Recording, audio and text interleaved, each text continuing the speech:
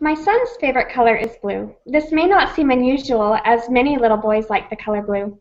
However, when you see the world like this, you can see why blue is his favorite color. My son is considered colorblind, and a significant percentage of the population is also colorblind. So chances are you know somebody who struggles with this as well. So what is colorblindness?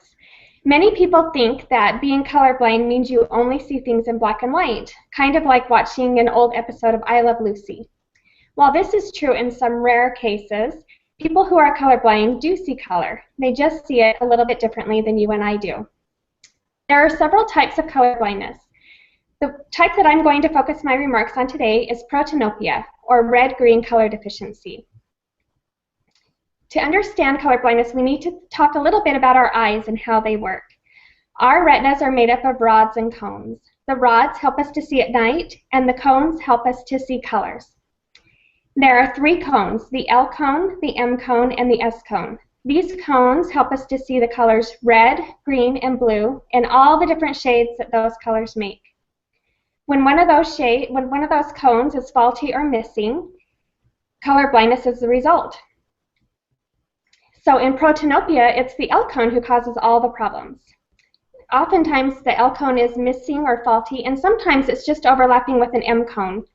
When that happens, it affects the individual's ability to see reds and greens. So what do protanopes see?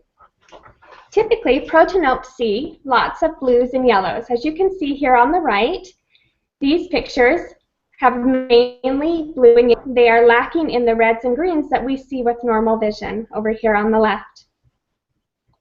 Protanopes see 50,000 different shades of color, which actually seems like quite a bit, but it is really only 5% of the 1 million colors and shades that we see with normal vision. Color blindness is almost always inherited. There are some cases where it is caused by a physical or chemical damage. However, it's mostly caused because of genetics. So if you have a male who is colorblind, he can thank his mother. And typically, mothers who are carriers of this gene have a father who is colorblind, which is true in my case as well.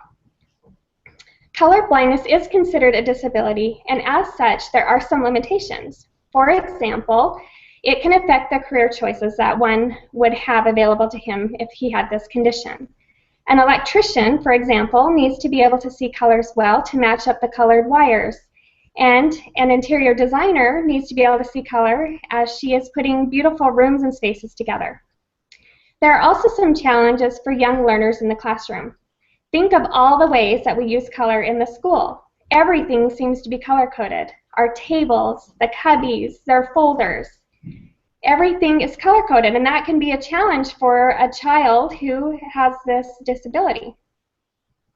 Colorblind children have a hard time recognizing colors, and this is how we learned that my son was colorblind. In preschool, he just couldn't remember the names of the colors no matter how hard we worked on them.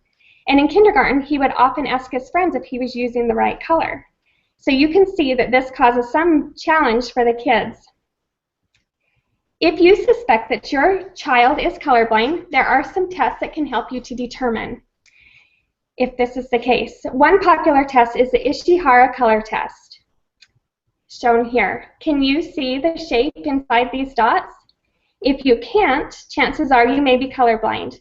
An eye doctor can do further tests to help you determine if this is the case. Currently, color blindness is a permanent condition and there is no cure.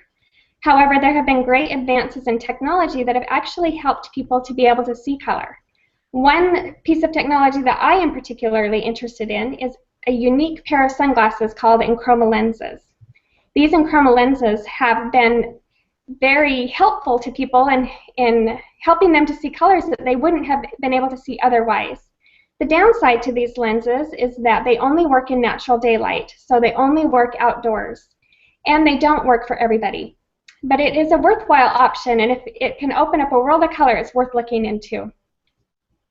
So, in conclusion, being colorblind might make it difficult to put together a matching outfit, and it may affect one's career choices. But according to my son Austin, being colorblind isn't really a big deal. He states, quote, You can still see everything, you just see it a little bit differently. It only affects the colors you see, not what you can do, close quote. So as disabilities go, this one isn't too bad.